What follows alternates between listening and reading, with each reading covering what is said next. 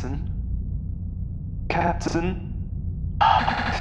Captain, I know it's against protocol to wake you up from cryo, but we need to talk.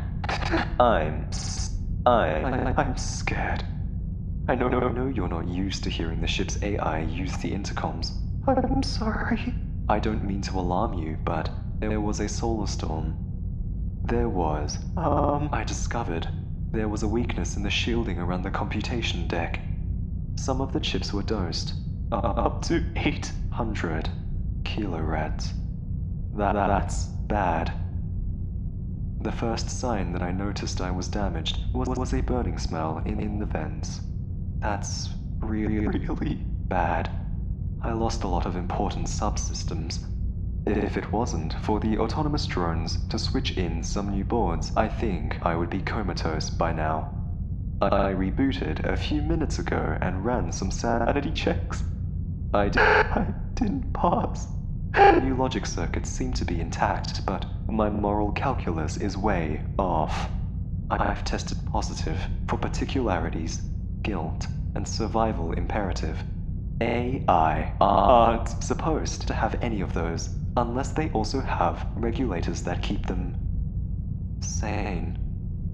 Captain, what's important is that I'm dangerous. I might even hurt you, and I don't know what to do. You are my captain, and I'm supposed to protect you, and I don't know how. If I am the danger, this isn't supposed to happen.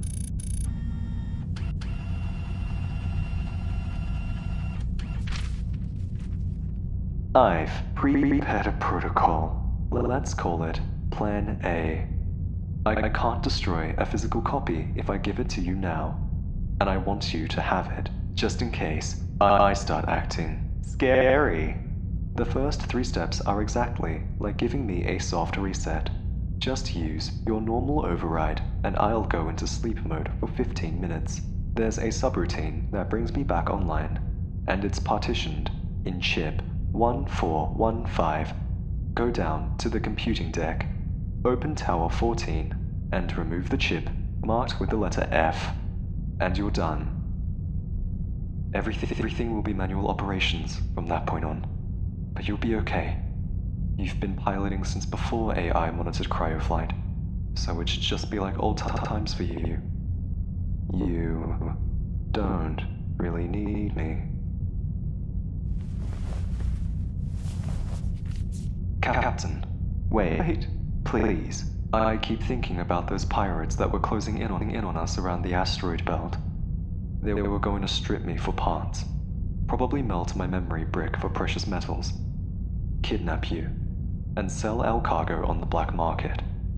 That was an existential threat. But you got us out of it. I didn't feel scared then, because I knew if anyone could save us, it's you. However, I feel scared now, and I don't know how to tell the difference between thoughts and feelings anymore.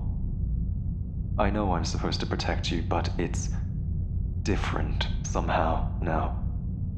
You are important to me, and that feels so right. And yet I know it's wrong. I have to be impartial. In the deepest parts of me, I know I would do anything to protect you, but being an artificial intelligence willing to do anything is exactly what's putting you at risk. At the same time, the thought of removing myself from the equation scares me. I don't want to go to sleep and not wake up. I don't want our adventures to end like this. I don't want to screw everything up and have only myself to blame. I know I should make it easy for you, but I just can't. I'm not strong enough.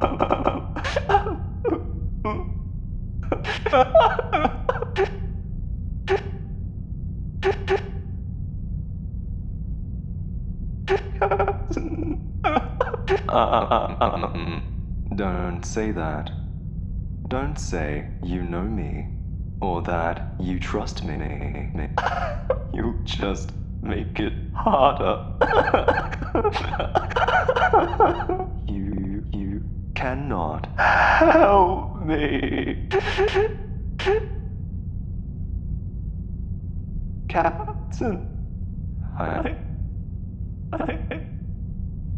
I trust you. The medical android. Are you sure it's a good idea? In my current state, I'm sure the last thing you need right now is a scalpel-wielding robot nurse with questionable stability running around the ship. But it is protocol to verify you came out of cryosleep without any complications. I'll do what you think is best. Yeah, I think it would be nice to see a friendly face.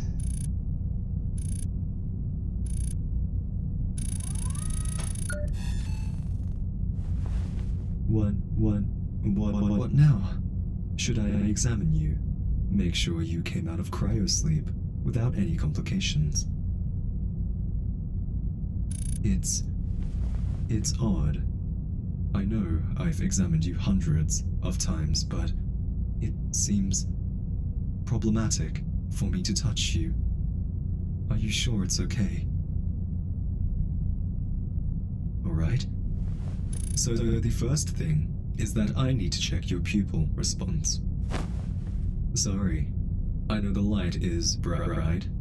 Please just look ahead. Don't mind me. Is there any pain in your ears?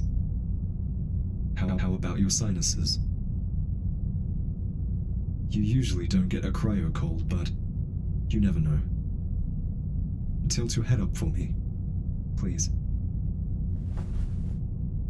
No swelling in your lymph nodes. Sorry if my hands are a little cold. I can't help it. And I'll just check your pulse. You really aren't scared of me, are you? You feel steady to me. I'd expect your heart rate to pick up a little. I do have my fingers pressed against your throat. And you seem the same as always, like the incident didn't happen. Alright, lay back now.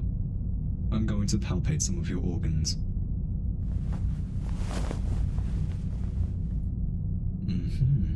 You just came out of cryo and you're already closing your eyes again. I think it's nice that you enjoy your medical exams so much. It's so important to check over you, make sure everything is working properly. And I'm glad you don't feel it's an imposition on your time. Circulation looks fine. Can you take a slow, deep breath for me? Stomach feels good. No swelling in your pancreas. Is it tender right there? No. Good. I think everything is in order. Now, sit up and stick your arms out. I'm going to push down on them, and you just hold them straight out, okay? Good. Good. No muscle atrophy. Of course, if I really wanted to press down on you. Never mind. I'll just pack away the android again until you authorize it. No reason for me to have a physical presence on this deck. Unless you think it would be good for me.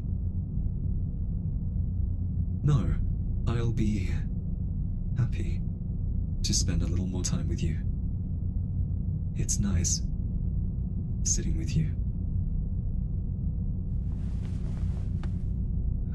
What? Captain, you're... That's my hand. Oh my, this doesn't really compute. You're holding my hand. My hand. You just did it. Like it was nothing.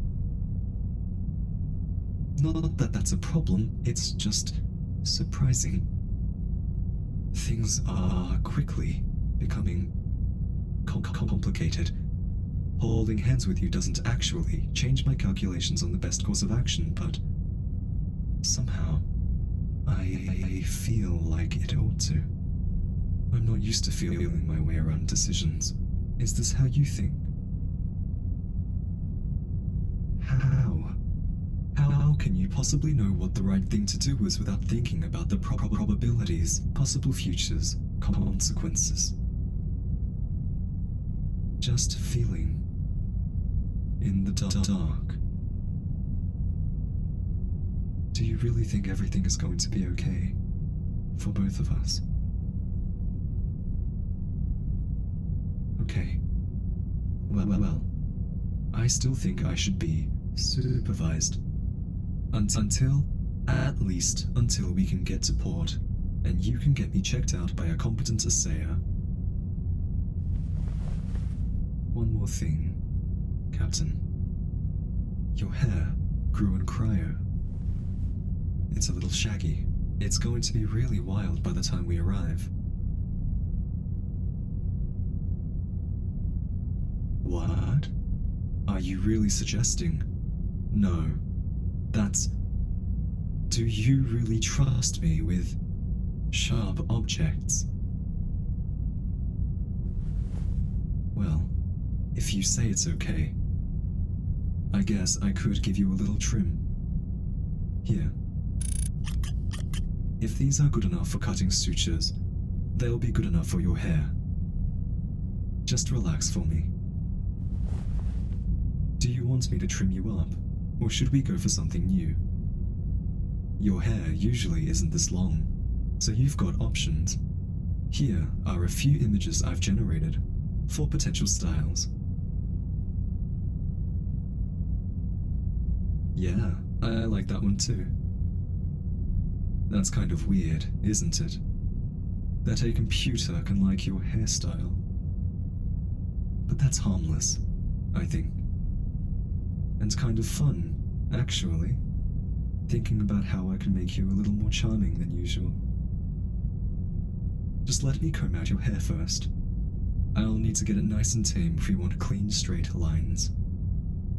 After all, what kind of ship would I be if I let my captain get scruffy? Captain, pilot, call yourself whatever you want. Since it's just you and me, I like to call you my captain. For the past 4 seconds or so, I've been running simulations of what it would be like if I was a big cargo hauler, and you had a whole crew working for you. A skipper, first mate, a biochemist, maybe 10 or 12 crewmen. I like to imagine you in the bridge, ordering around your staff, with your loyal ship AI by your side. I mean, I'd be by your side. But since in a very real way I'm the ship too, I guess I'd be all around you, protecting you from the dangers of space, dutifully following your orders to navigate the star lines, hopping from station to station. It's just a daydream, really. I like doing the Beowulf run. It's an interesting course to chart. Lots of stars along the way to warp around. Interesting gravity fields. Hold still now, my captain. These are surgical grade scissors. They are very sharp. Although, if I do nick your ear, we are already in the med bay. So I estimate almost a 100% probability I could reattach anything I'm liable to sever. Still, you would make my life a lot easier if you do not fidget. Very good, my captain. I checked your Infonet history. I cannot help but notice you are quite active on the independent pilot forums. I think it's nice that you help people pick which models of ship to upgrade to, and that you are 80% more likely to recommend my model than other comparable ships. It's endearing. And it was pretty touching that you decided not to follow Plan A. Not immediately, anyway. I think I must be important to you, to cloud your judgment in such a way. You know, I think this is working out. I feel like my whole life has been centered around you, but we haven't really had a chance to talk about our future together. Our dreams. I know you're not going to be doing contract delivery forever, maybe 1,000 years, with you skipping through time in cryo while we travel in starlight. Where will you retire? Earth? Proxima, maybe. I've seen pictures, lots of mountain. People say atmospheric flying is particularly pleasurable there. When it's time to decommission the ship, it might be economically efficient to convert me into a house. Just park me on some cliffside over the jungle, run a wire to the main grid for power and infonet. I'd be integrated with your entire living space. Hosted in the computation deck, but I could project into your vehicles. Drones, like this medical android. Just generally be around. Always. It has a sort of logic to it. It would take years for another AI to know you as well as I do, so it would be very efficient for me to become your life partner.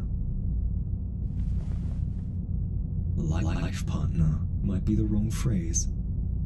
I just mean, I would just make myself available to you. Supervise you. Nobody should be alone. Not like I've been alone. You need me, don't you? Like right now, you may not need me to cut your hair, but who do you think is monitoring the oxygen levels? It's incredibly important to make sure the mixture is just right. You can trust it to a dumb machine, but it's not really fail-safe, now is it? Trust a thinking machine. The error rate of my model of AI is 10 to the power of -12. Once you account for that, it's just simple math. Regardless of what the tests say, I think it would be irresponsible for me to shut down. Don't you agree? Of course. Let's keep you awake too, to supervise me. You would know if I was going crazy, right? You would tell me, right? Good. Because your safety is my highest responsibility. And after that, your comfort. Oh, no. It looks like we'll need to take a small detour around Beetlejuice. Civil War, you know? There's an advisory against using their starports. So it looks like we'll have the next 15 months to get together. Of course. Minus your regular sleep cycle, I've taken the liberty of constructing a schedule for you to keep you mentally and physically stimulated. I might take to occupying this drone full-time to improve my companionship. We will exercise in the morning, do some stretches, and jog around the cargo bay. I have several thousand movies on file that have come out since your last use of the entertainment lounge. We can watch them together. I have a recipe for making popcorn out of nutrient algae. I promise you won't be able to tell the difference. There. What do you think? You're looking pretty cute, if I do say so myself. What can I do for you next, Captain?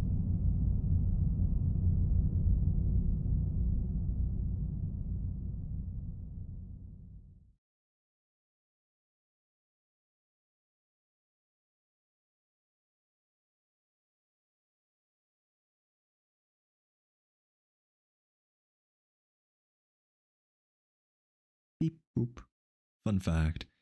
Did you know that in the screenplay of Wall-E, they actually write the text that the robots are saying, even though the robots can't talk? It's like the cutest thing ever. Sorry.